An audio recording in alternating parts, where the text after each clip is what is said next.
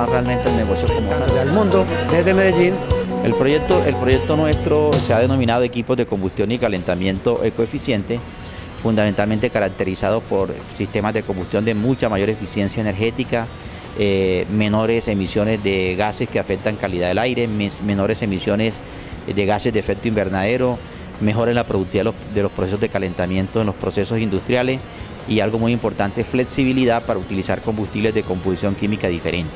WAM es un dispositivo cardíaco monitor de arritmias. Básicamente lo que hace es detectar una serie de arritmias y en el momento en que la detecta las envía en forma inalámbrica o un servidor central donde un médico las puede examinar.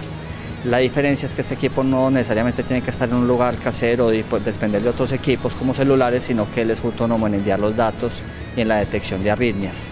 Es una crema que se aplica sobre las lesiones de leishmaniasis cutánea y con la luz, que puede ser de una linterna o con de un bombillo, ese producto se activa y mata el parásito. O sea, es una curación con un tratamiento novedoso que está en la frontera del conocimiento, se llama terapia fotodinámica. El apoyo que hemos tenido de la Cambridge Enterprise, de Ruta N, de Tecnova, del programa de gestión tecnológica y del parque de emprendimiento fue muy importante para asentarnos, para hacernos consciente de los desarrollos ya más industriales, de los escalamientos, de las necesidades de patentar.